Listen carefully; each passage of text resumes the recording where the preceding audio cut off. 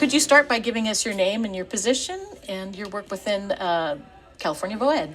Absolutely. So my name is Tonje Switzer. I am the Executive Director of the Long-Term Recovery Group of Santa Cruz County. I was recently elected to the Executive Committee of the California VOAD. Yes, thank you for joining us today. So tell me a little bit about your work down in Santa Cruz and what you've been working on there. Yeah, so we have had 3 disasters since 2020. We had a massive wildfire, the CCU Lightning Complex fire back in 2020 that took 911 homes. And then in 2023, we had 2 back-to-back atmospheric rivers with multiple, hundreds of homes damaged as well. And so I've been working on that long-term recovery group since 2021. I joined, was personally impacted by the fire and lost our home. And so I have that personal experience of rebuilding our own home, and then took that in, to my work in social services in Santa Cruz County, and worked on building that long-term recovery group. And we're currently in the process of standing up a volunteer rebuild program, and we actually have volunteers in the field right now. We got a home through rough inspection last Friday, and so we're in the field, and we're working on getting families home. That is awesome. That's great news. Yeah, thank you. Yeah, I know the other day one of the county officials was in who commented on how many homes have been rebuilt since the CZU fire, which because of numerous challenges, because of the terrain and those types of things, is still at like 11%, I think, I figured out. Yeah, so it's out of 911 homes lost, we have 122 homes that have achieved the final occupancy permit. So, it's a very small percentage. Around 200 homes have sold. And we have around, 80-ish homes that cannot get through pre-clearances at this point, which has to do with geological hazards up in the mountains, environmental health, which is septic issues, and also a lot of homes with single egress and access roads that cannot get CAL FIRE pre-clearance. And so we're working on, with those properties, we're working on advocacy to see if there's a way that we can actually get them through to rebuild. And then we have a group between 50 and 100 that have passed pre-clearances but have yet to submit a building permit. And those are sort of our low-hanging fruit for our volunteer rebuild programs, where we could come in. The reason they usually have not submitted for permits is because of the cost, and so they're either or underinsured. And so that's where we need to come in and understand what are your barriers to build, and can we support you with volunteer labor to get you back in your homes. Yeah. And we're not going to be able to do the full amount that are in that category, but we're certainly going to go in and try and help as many as possible. Absolutely. So you do have a big job ahead of you, just because there's a lot of things going on there. And I mean, the number of people that have rebuilt includes insurance, people who were insured and able to rebuild, and those who are just trying. So, you've been working hard. I know that. And there's lots of work to be done. And I was just talking to Bruce from the Campfire Collective, and they're even more years, into their recovery. And it's a long haul. It's a marathon. And so, we're just looking ahead to do as much as we can, as soon as we can, but knowing that it's going to take a while. Yeah, absolutely. So coming into the conference, can you tell me one of your goals or intentions? Yeah, I think whenever I go to conferences like this, I really want to network. I really want to meet new people, learn what others are doing. I think as the more that we can avoid reinventing the wheel, the better it is. When disaster strikes, it's we got to think on our feet. So if we can if we can preload with knowledge that others that have come before us and have done these things, and so that we can hit the ground running, that's where VOADs come in, right, and provide those toolkits and that experience so we can lean on each other and learn. And the best way to do that is to get together when there's blue skies, and we can actually sit down and have conversations about what we've done in the past and how we plan on responding in the future. Yeah, absolutely. And of course, you have been working with HCRN over the years too, Yes. and so we're just happy to have you here. I don't know if you want to speak to that as well. Absolutely. So we, when we started out as a nonprofit organization, and we were in the process of filing, with the IRS to get our tax exemption, we were ready to receive some donated funds to hire staff, but we didn't have a place to receive the money. And so Hope Crisis Response Network has been very generous in being our fiscal sponsor for now coming up on a year.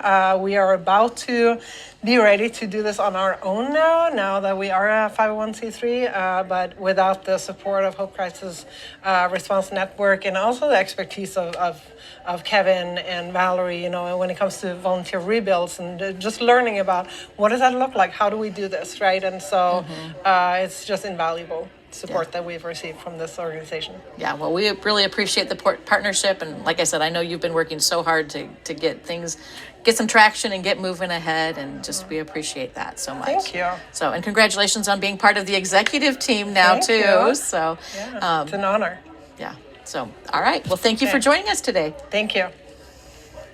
Well, thank you for joining us here. My pleasure. Appreciate you being here. And so, could you start with giving us your name and your position? My name is Bruce Yerman. I'm the director of the Campfire Collaborative, and we're the long-term recovery group helping families recover from the 2018 campfire. Right. And so, wow, you're still helping families recover from 2018? Yeah, wow. And but I think it's going to be a few more years still. It is a marathon, right? Yeah, it is a marathon. There's been great progress, but it takes a while. Yeah. And just to let people know, let's tell them a little bit about the campfire and what, because of the extent of the destruction in Paradise. Yeah, almost 6 years ago to the day, this week on Friday will be the anniversary. Mm-hmm. And in a very short time, and mostly in one day, 18,000 structures were destroyed and 50,000 people evacuated. And most of those structures that were destroyed were homes, all up in Butte County. Yeah. So you've been busy and working on the long-term recovery group. Mm-hmm. So what are some of the key aspects of your job? The long-term recovery group, we're sort of the center of 100 organizations, even more than 100, and all of them come together at the Campfire Collaborative to help individuals and families rebuild their lives after the fire. And we provide the organization, the structure, and even a place for donors to donate to help individual families with unmet needs. Yeah. So today you presented as part of the California VOAD conference. And so what was your goal as part of that presentation? I had a personal goal, and one was gratitude.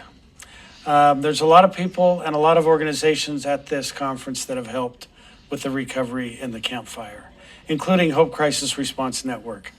And so simply by being asked, I was honored and felt that I should be here, because that's my way of expressing gratitude back to to all of these organizations.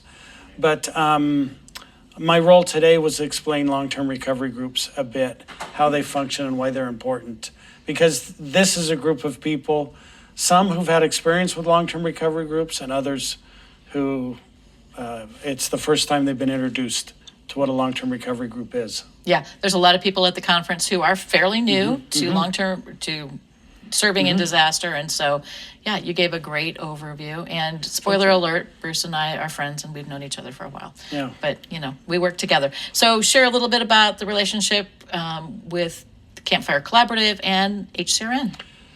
So HCRN was one of the organizations that we call a volunteer rebuild organization. There are very few of these, and they are very, very important to a long-term recovery group, especially the campfire. HCRN provided homes through volunteer rebuilds to families in need, families who could not recover in any other way. And disaster case managers would vet these clients, and HCRN would step in and provide volunteers from all over the state and sometimes even all over the country to help keep the costs down to put a family back into a home. Yeah, we were so privileged to be able to serve in the campfire and to rebuild homes for families. Well, And we thank you tremendously. yeah, it's a privilege to see the recovery that's happened in the Campfire Collaborative and in Paradise and Butte County, and also to look forward to that continuing as you keep working along. I believe you completed 39 homes Yes, we did. in the town of Paradise, and that puts you as one of the top builders in the town. Wow. Yeah. That's interesting too. It's fantastic. Yeah. Well, thank you. Thanks for joining us here today. Thank you for the invitation. Yeah. Bye-bye. Bye. Thank you for joining us here today. Can we begin by giving me your name and your organization that you're involved with? Yeah, my name is Titus. I am the Executive Director of Crisis Cleanup and the author of How to Prepare for Everything. Aaron has been our keynote speaker as part of the California VOAD conferences this week. And so we're going to talk a little bit about your book and your workshop, actually. First of all, I like your description of not preparing for disaster, but preparing for disruptions. Can you kind of explain the difference? Yes, so when we focus on the bad things that can happen to us, the disasters, we don't have a lot of control over the bad things that happen to us. If we did, we'd make sure bad things didn't happen to us. And so that causes a lot of FUD, the fear, uncertainty, and doubt that we find are so prevalent in the prepper space generally. However, we have a lot of control or power over how we respond to the disruptions that disasters cause. So it doesn't matter whether the power outage was caused by a fire, a flood, a backhoe, or grandma backing into a pole. If you just prepare for the power outage, then it doesn't matter which disaster causes it. And if you'll prepare for a few disruptions, then it no longer matters what disaster comes your way. Yeah. So very good. It lets people get a handle on preparations without the overwhelming fear and uncertainty, as you mentioned. So we want to translate that FUD, that fear, uncertainty, and doubt into empowerment. And then the second component is that we need to prepare together.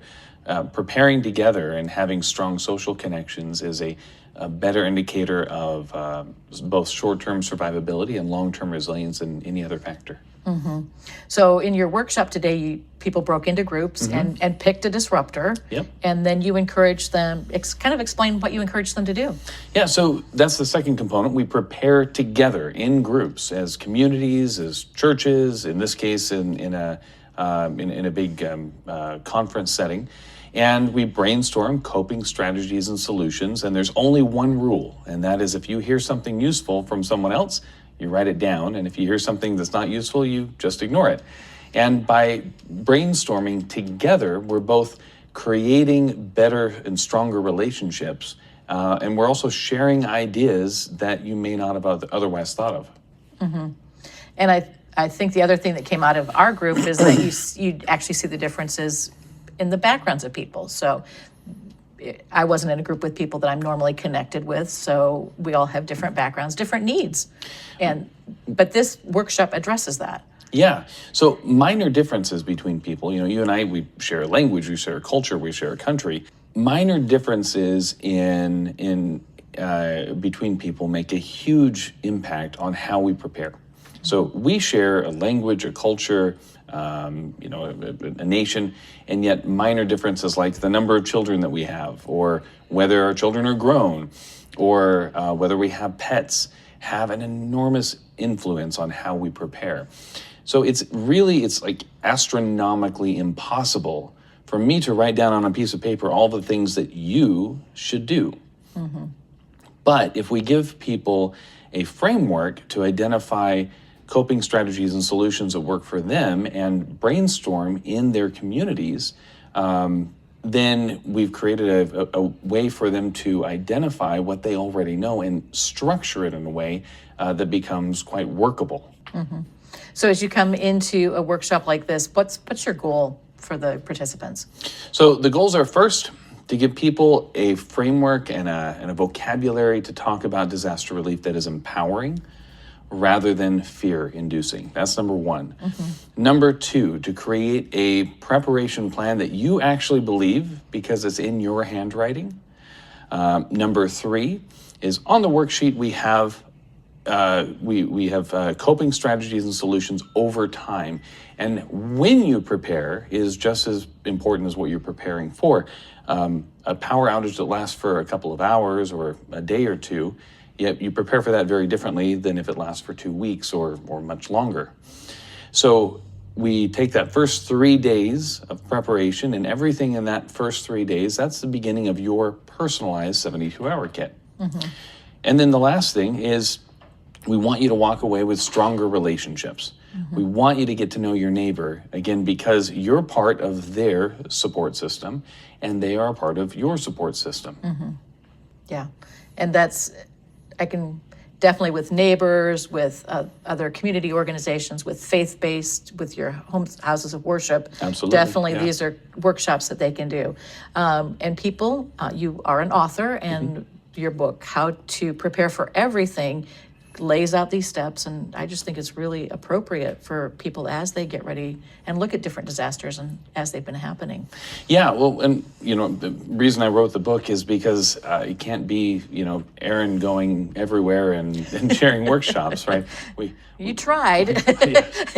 I do have 11 kids, and I like them, so I like to see them every once in a while. And my wife likes me to be around as well, and I like that too.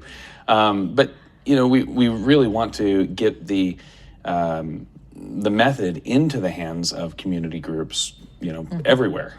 Yeah, awesome. So with crisis cleanup now, let's do a little description of that. Yeah, so crisis cleanup it's kind of like a Craigslist for the disaster relief, the cleanup portion of disaster relief. So as we're talking, hurricanes Helene and Milton happened a month or two ago. And we opened up a hotline for the public to call.